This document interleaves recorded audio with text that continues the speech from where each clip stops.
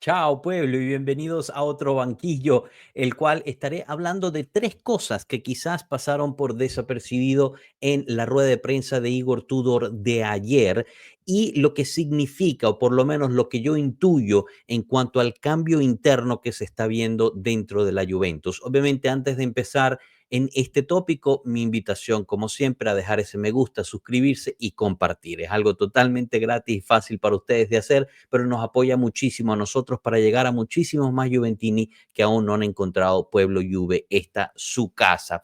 Así que chicos, empezando y llamé este banquillo tres golpes de Juve, porque me parecieron tres golpes en particular que hablan mucho de lo que debería ser la Juve y la juventinidad en sí. Y creo que van a pensar que ya saben de lo que voy a hablar, de algunas cosas que sucedieron durante la rueda de prensa que estuvieron alrededor de muchísimas redes, pero en cambio voy a hablar de tres cositas que creo que la mayoría de las personas no interpretó o no vio. Y tanto así que la primera cosa de la que voy a mencionar es sobre Cristiano Giuntoli. Imagino que ustedes esperaban que lo primero iba a ser sobre Tudor, pero no, en cambio, el primer golpe de Juve lo da Cristiano Giuntoli. Yo sé que ahorita Giuntoli no es muy popular dentro de los círculos de la Juventus. Yo creo que se culpa mucho a Giuntoli y con razón del fallo de Mota y la plantilla en general, pero en lo particular, ayer durante la rueda de prensa me pareció que el director deportivo de la Juventus hizo algo de Juve y lo hizo de forma bastante elegante y de forma bastante casi escondida. Yo creo que la mayoría de las personas no se dieron cuenta de esto. Y estoy hablando de cuando empezó la rueda de prensa, que él dio una presentación, digamos, en general, para hablar un poquito de lo último, ¿no? Que había sucedido con Thiago Motta, etcétera, etcétera, agradeciendo al entrenador por su profesionalismo y todo esto. Y no me refiero a eso en particular, me refiero a la parte donde Giuntoli habla y dice que quería clarificar una situación en cuanto a la relación entre él y Thiago Motta, la cual está totalmente sana, respetuosa y profesional, y que de ningún modo se fueron de forma peleados, ¿no? Entre los dos. Y esto a mí me llama mucho la atención porque el día anterior o 2 días anteriores había salido esta nota del periódico El Papel Rosado de Baño, donde decía que Mota y Giuntoli se habían hablado y Giuntoli le había dicho que había sido una decepción el haberlo elegido, ¿no? O algo por el estilo. Al final, 3 horas después de que sale este título, inmediatamente el Papel Rosado de Baño corrige el título y cambia porque habían citado a Giuntoli con las citas, ¿no? En términos de que supuestamente eso había dicho exactamente, palabras textuales del director deportivo. Yo imagino que alguien de la Juventus recogió ese teléfono y pegó 3 gritos a la piltrafa editorial que es ese Papel Rosado de Baño y tuvieron que cambiar el título en el internet. Lo interesante es que en la sala de prensa, ayer durante la presentación, habían dos de los cuales trabajan para ese papel de baño rosado. Uno de ellos había escrito ese artículo. Ahora, en su defensa, la gente que escribe los artículos no siempre son los que escriben los títulos de los artículos. Aquí no tengo prueba de que la misma persona escribió el título y el artículo en sí, pero a mí me llamó muchísimo la atención que estando esas dos personas ahí, uno de ellos tanto escribe para ese como para otros diarios y estando los dos presentes, pues se los tiró en cara de forma indirecta, de forma respetuosa y como para llamar la atención. Una vez más, no tenía por qué, ya habían cambiado el título, ya habían hecho, digamos, ha llamado la atención por vías privadas, pero él lo hizo de forma pública, sin nombrar nombres, sin decir nada y poniendo al papel de baño rosado y a quien los representan en donde merece. Así que yo, en mi punto personal, aquí a Giuntoli le aplaudo la forma que fue. Segundo punto, y ahora sí voy a Tudor.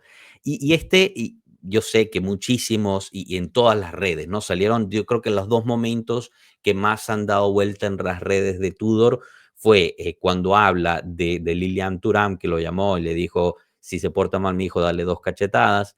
Y el segundo cuando habla de Del Piero y de Zidane, ¿no? Las anécdotas que cuentas, que habla de la humildad de estos campeones y cómo enseñan lo que es estar en la Juventus, ¿no? El respeto hacia todos tus compañeros, etcétera, etcétera. Pero mi punto no es ese. Yo creo que eso se entiende y mucha gente ya lo habló. Mi punto es lo que dice justo antes de contar esa anécdota de Zidane y Del Piero. Y mucha gente no se dio cuenta o se olvidó por enfocarse en las bellísimas dos historias que cuenta sobre Zidane y Del Piero. Él dice al periodista de La Estampa que le hace la pregunta, ok, te voy a contar dos anécdotas rapiditas, además que ayer se las conté a Perín. He ahí el punto. Ayer se las conté a Perín. ¿Qué me dice eso a mí? Yo sé que ustedes se van a burlar, que yo busco y rebusco las cosas y les creo una historia alrededor. Eso a mí me dice que Tudor entró ahí, Perín, mientras están hablándose en el camerino, saliendo del entrenamiento, le habrá preguntado, oye, mister, ¿cómo fue estar con Del Piero? ¿O cómo fue compartir el camerino con Zidane? Y claro, no se sabe, ¿no? Pero yo imagino que se hace en un foro abierto, ¿no? Me imagino que otros jugadores están ahí también interesados. Y esto es fundamental, porque en este plantel, para bien o para mal, y ya cada quien tendrá su opinión en eso, no hay nadie que cuente estas anécdotas. Las había antes, había esas personas antes. Pero ya no, o sea, Buffon ya no está, Chiellini ya no está, los demás, o sea, estas anécdotas, estas historias, ¿no? De familia, al estilo nuestros abuelos, nuestros padres, que nos contaban cómo era en ese entonces, eso tiene una importancia intrínseca, súper importante, valga la redundancia, porque te hace entender a qué nivel se tiene que tener la percepción de estar dentro de la Juventus y al nivel que uno como jugador tiene que tratar de alcanzar día a día. Entonces, si tú no tienes esas historias, esos ejemplos internos, ¿cómo hace el jugador interno para saber si está alcanzando el rango o no? Entonces, a mí me llama la atención dos cosas. Una, que sea Perín el que le preguntó, ¿ok? Ahí ya te está hablando de quiénes empiezan a ser los líderes o quién es uno de los líderes dentro del camerino, ¿ok? Porque se trata de un líder buscando información para tratar de crecer como líder. Eso es lo que hace un líder, en mi punto de vista. Y dos, que le cuenta justo esta anécdota que habla de la humildad y el sacrificio de los líderes para con sus compañeros más jóvenes. Yo creo que eso es fundamental. No les contó una historia de un golazo que haya metido o una jugada en el campo o una regañada durante un entrenamiento, nada de eso. Le contó una historia a un jugador de la Juventus, posiblemente otros estaban escuchando, sobre cómo hay que poner a los demás antes que uno, independientemente de que si esa persona sea nueva en el vestuario, si sea un trabajador del almacén, no importa. Tienes que ser el sacrificio, tienes que hacer el sacrificio para tus compañeros de equipo y eso quiere decir más allá de los que entran al campo contigo. Y eso a mí me pareció fenomenal. Fenomenal que se esté enseñando eso ahorita dentro del camerino. Yo no sé si antes se enseñaba o no, no quiero entrar en detalles en eso, pero me hizo una ventanita Igor Tudor diciéndome que le había contado esas historias a Perín, porque se necesita que esas historias pasen de generación en generación para que se entienda dónde se está. Tú puedes decir, esto es la Juve, este es un club súper histórico, puedes caminar a los museos, puedes ver los trofeos, pero esos son glorias que se encuentran y se manifiestan al final de las temporadas. Lo que lleva a alzar el trofeo al final de la temporada es poner el calcetín, la media, bien para que el señor del almacén no tenga que trabajar extra. O sea, una pizquita de cosa, pero ahorita se está empezando a permear dentro del resto del equipo y eso es fundamental. Sé que me estoy yendo un poco largo y disculpen. Tercer punto, y este es mucho más rápido, pero me encantó que lo haya dicho, porque le preguntaron, todos los periodistas querían saber, ¿no? Cómo se sentía, la emoción de regresar a la Juventus, etcétera. Le preguntaron sobre el ADN Juve, y él dijo, sí, sí, sí, todo eso es cierto, sí existe un cierto tipo, habló sobre las anécdotas, etcétera, etcétera, y fue claro como el agua, pero eso no te hace ganar. Túquiti. Eso no te hace ganar. Es más, dijo, si fuese así, traigan al tifoso más grande del club, lo ponen en el banquillo y ganamos todo.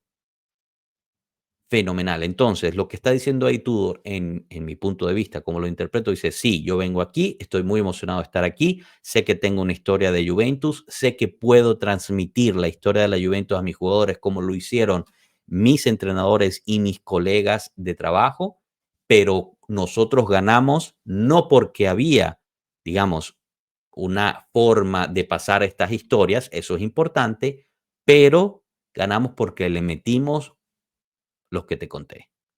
Ganamos porque fuimos los que corríamos todos los fines de semana, porque el juego después de la Champions League era más importante que el juego de la Champions League y el juego después de ese aún más importante y así sucesivamente.